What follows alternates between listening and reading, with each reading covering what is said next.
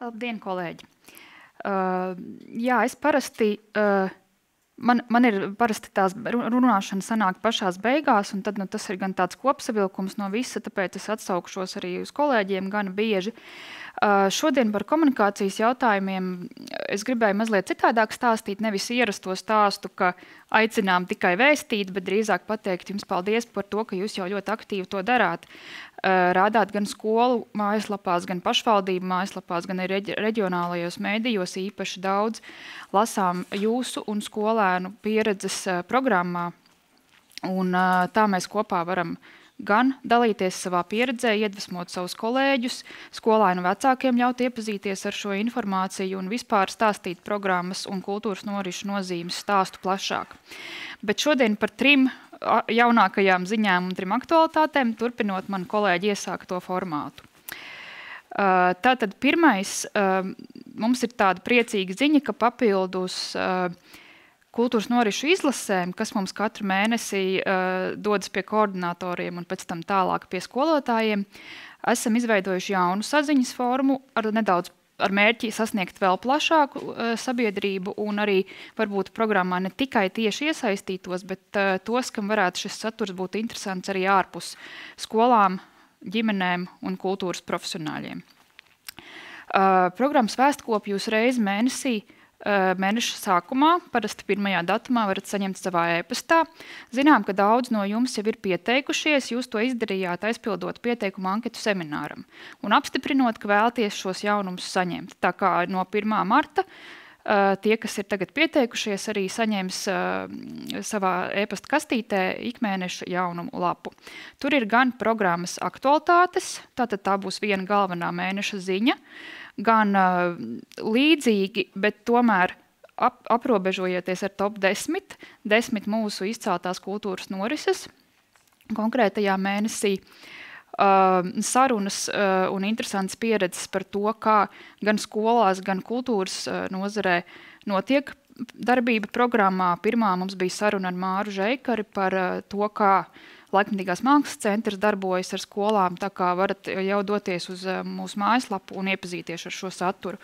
Tāpat ik mēnesī tajā būs arī kāda no mums, mūsu tātad komandas locekļa Sleja, par kādu ar programmu vai kultūra izglītību, vai gluži vienkārši ar dzīvi saistītu tēmu, kas jums varētu būt interesanta.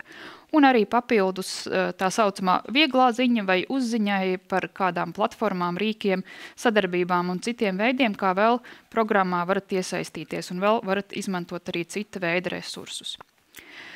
Šobrīd par programmas tīmekļa vietni es gribētu runāt mazliet plašāk nekā tikai par kultūras norišu katalogu, kas tas, protams, jums ir galvenais darba rīks, bet es domāju, ka liela daļa no jums to jau ir apguvuši. Tie, kas nav un ir ar to grūtības, kā jau man arī iepriekš kolēģi ir minējuši, droši var ar mums sazināties. Bet gribu vērst uzmanību arī uz citiem mājaslapas, citām sadaļām un resursiem. Mājaslapā var iepazīties gan ar dažādiem pētījumiem par programmu. Arī šobrīd notiek jau finiša taisnē Latvijas Kultūras akadēmijas veiktais pētījums, un arī tur tas pavisam drīz parādīsies mājaslapā.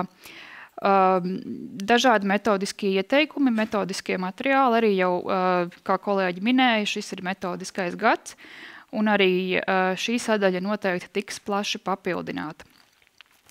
Un īpaši vēlos tātad uzsvērt sadaļu raksti un publikācijas, kur ir jau mani vairāk iepriekš minētie resursi, tātad gan Slejas pirmās, gan pieredzes stāsti, un tur arī tiks papildināts viss turmākais saturs, ko saņemsiet arī ikmēneša jaunumos.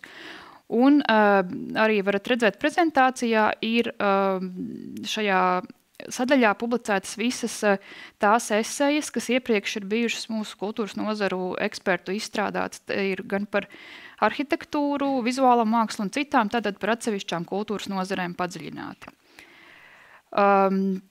Lai gan, ja es minēju, ka šobrīd vēlos pievērst uzmanību plašāk mājaslapai, tomēr par kultūras norises kartīti, kas ir jūsu galvenais darbarīgs, arī vēlos pāris vārdus pateikt.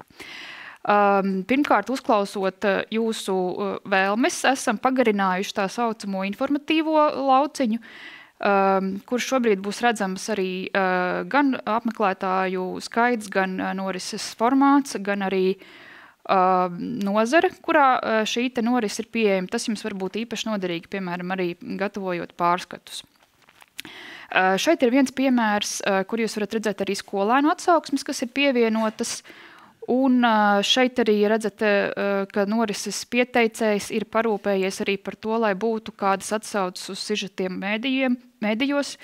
Jā, nu, tā kā mēs paši arī darām visu, lai šī viena pasākuma kartīte būtu gan bagātīgi, tomēr pamatā šo informāciju mums sniedz kultūras norises veidotājs, un tik, cik viņš sniedz, tik mēs arī pamatā šo informāciju varam ievietot. Un tiešām tur ir vērts pameklēt teātru izrāžu recenzijas un citus sižetus mēdījos, un tas var būt papildu rīks gan jums izzinot šo konkrēto norisi, lai saprastu, vai tā jums ir derīga, gan arī tas var būt resurss skolēniem, kas arī var būt šīs te kultūras pieredzes pētnieki.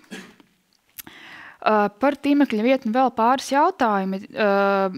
Mēs plānojam tuvākajā laikā arī tādu aptauju koordinatoram izsūtīt par to, vai jūs esat vai neesat apmierināti ar tīmekļa vietni, kādas jums tur ir, teiksim, kādas uzlabojumus saskatāt, kuras jums liekas veiksmīgas lietas. Bet atbildēšu uz pāris jautājumiem, kas ir tādi ļoti bieži sastopami, piemēram, kāpēc netiek publicētas cenas. Un cenas mēs nepublicējam, jo tas ir diezgan mainīgs lielums. Tas ir atkarīgs teātros no sēdvietām, tas ir atkarīgs no tā, cik tālu mobilā norise dodas uz konkrēto norises vietu, kā tiek plānotas šīs mobilās norises, teiksim, ja ir vienā skolā vairākas klases pēc kārtas un tam līdzīgi. Tā kā principā tam, teiksim, tā nav iespējams izsakot, un arī kultūras norišu veidotāji katrā reizē, kad mainīs cenu pie dažādiem apstākļiem, noteikti par to mums nespējas paziņot, atcerēties un paziņot. Un otra lieta, gribu vērst uzmanību uz kultūras norišu atlasi. Tātad viens ir veids, kā jūs jau ceru darāt, atzīmēt savu interesējošo klašu grupu, nozari un tam līdzīgi, bet otrs veids ir meklētājs mājaslapā, un tur gribu lūgt jums atcerēties, ka, ja jūs meklējat kādu konkrētu institūciju vai pēc kāda cita atslēgvārdu meklējat norisi, nerakstiet šo vārdu pilnu, bet daļu no vārda, jo tas vārds var būt lietots šajā konkrētajā pasākuma kartītē citā locījumā, un tad jums vienkārši neatradīsies. Tātad, nezinu, jūs rakstat mākslas muzejs, rakstiet mākslas muz, ja jau tur var būt muzejā, un tam līdzīgi jūs neatradīsiet vienkārši. Jā, un par anketi jau minēju, bet esam noteikti atvērti jebkuriem komentāriem, jautājumiem un atsauksmēm arī ikdienā par mājaslapu. Viena ļoti, ļoti būtiska lieta, ko mēs gribam atgādināt un aicināt, par ko es, man liekas, esmu jau minējusi pilnīgi visos informatīvajos visa veida pasākumos, bet tie, kas lieto platformu Facebook, tur ir slēgtā pieredzes apmaiņas grupa tieši koordinatoriem un skolotājiem. Grupā šobrīd mums ir sajūta, ka mēs sarunājamies ar sevi, jo mēs tiešām cenšamies tieši jums aktuālo informāciju tur publicēt. Tā nav kultūras norišu reklāmas stabs, bet tiešām tur parādās no mums tās ziņas, kas jums varētu būt noderīgas metodiski vai kāda interesanta rīka vai interesantas publikācijas. Bet mēs tomēr gribam uzsvērt, ka tā ir tikšanās vieta jums ar kolēģiem no visas Latvijas. Un tur drīkst teikt gan labo, gan slikto pieredzi, un sanāk ir bijuši pāris gadījumi, kur patiešām šī saruna izvēršas, un tad mēs varam sazināties gan ar kultūras norišu veidotājiem, gan ar citiem kolēģiem un saprast šo situāciju. Vai gluži vienkārši priecāties par labām pieredzēm un arī turpmāk šo sadarbību ar kultūras konkrētiem profesionāļiem veicināt. Un, jā, nevajag baidīties ar savu vārdu teikt ne labas, ne sliktas lietas, jo šis ir gan kopīgai izaugsmai, gan principā, jā, galu galā skolēns no tā būs beigās ieguvējis, ja viņš tiks līdz labākajai iespējamai kultūras pieredzei. Arī jau dažāda veida pratības mani kolēģi ir pieminējuši, bet es mazliet par tādu informācijas pārbagātību un reklāmu šobrīd gribu uzsvērt pāris lietas. Šobrīd mēs dzīvojam pasaulē, kurā informācijas ir ārkārtīgi daudz, un mums ir daudziem tā saucamais informācijas nogurums, bet aicinām patiešām skrienot garām šim informācijas ārkārtīgi lielajai gūzmai, pat, ja jūs kaut kas uzrunā un jūs pie kaut kā pieķeraties, mēģiniet rast laiku tajā padziļināt, izpētot šo konkrēto, piemēram, norisi. Jo visspilgtākā reklāma nevienmēr nozīmē vislabāko kvalitāti. Ir arī jāpievērš uzmanību tam, ka neteiksim, ka daudz, bet ir gana gadījumu, kad kāds kultūras norises veidotājs, nesaskaņojot to ar programmu, intensīvi reklamējas un piedāvā skolām savu kultūras norisi kā programmā iekļautu. Un esam konstatējuši, ka ir tādas negodprātīgas rīcības, tāpēc jebkurā gadījumā, ja jūs neatradot norisi, kas ir mūsu katalogā, bet jūs mēģina pārliecināt, ka tā ir programmā, vienmēr jau kolēģi minēja, bet vienmēr pārliecinieties pie mums, vai tiešām tas tā ir.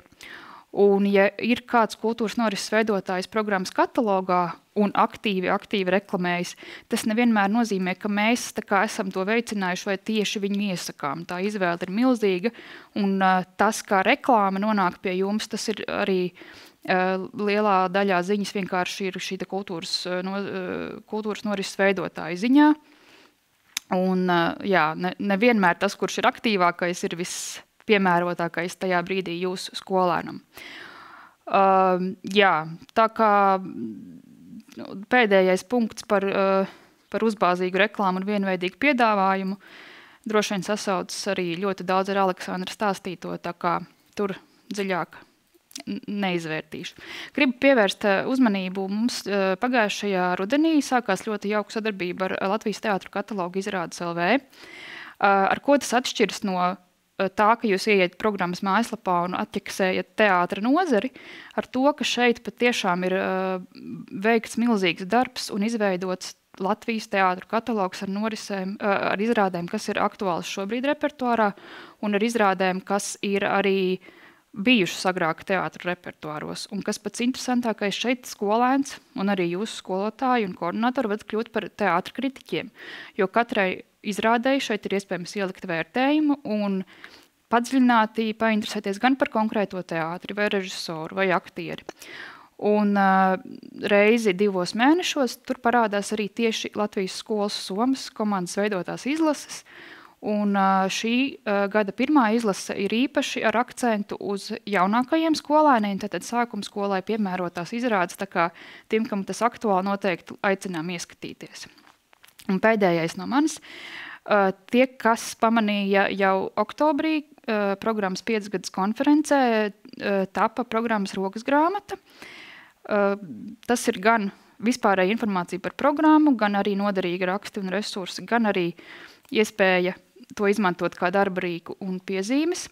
Ir pieejama elektroniskā versija mājaslapā resursu sadaļā, bet ikvienu, kuram tas ir no jums interesanti un kas vēlas saņemt drukas versiju, to var izdarīt pie mums Latvijas Nacionālajā kultūras centrā, iepriekš sazinoties ar kādu no mums no programmas komandas. Tas no manis arī ir viss.